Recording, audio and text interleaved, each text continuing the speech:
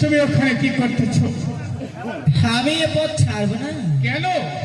আমি এখানে খাল খুঁড়বো। হাসপাতালে পড়তা খাল খুঁড়ে মাটি দিব, আমি মাটি দিয়ে গাছ লাগাবো। আমি আগে সেই গাছে কি করবো জানো? কি করবি? ফল ধরাবো। সেই ফল আমার 6 পুত্র নিয়ে খাবো। তাই নাকি? হ্যাঁ। ওরে ওরে চল সাথে ঘর খাগা তুই তুই 6 পুত্রে মাথা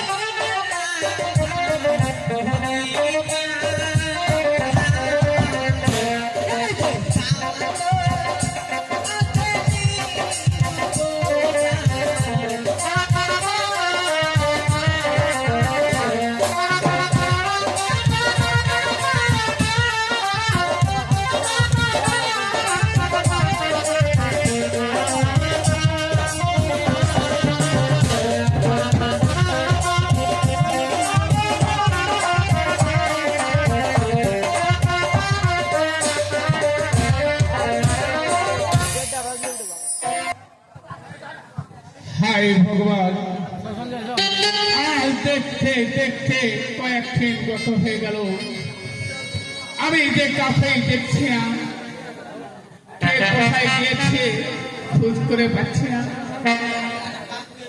তাই আমি ঈশ্বরের কাছে কিছু প্রার্থনা করে দেখি, আর ঈশ্বর আমার জন্য কি রেখেছে এই দুনিয়ার বুকে। যদি সত্য, যদি সেই শিব ঠাকুর হয়ে থাকে, আর যদি সে মহাদেব হয়ে থাকে, আমি তার কাছে কিছু প্রার্থনা করব।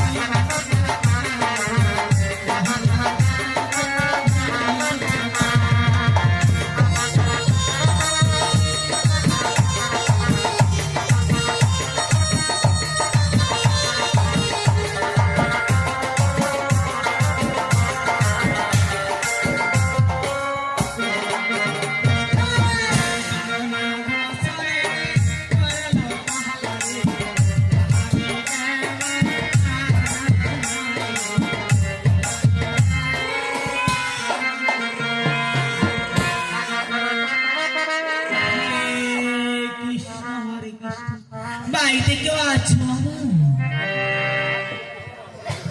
হায় ভগবান, আমি ছিলাম সেই খাট পালঙ্গের পরে ঘুমাইয়ে, আর কে যেন আমার দরজার পরে আসে সেই ভগবানের নামে আমাকে ডাকতেছে।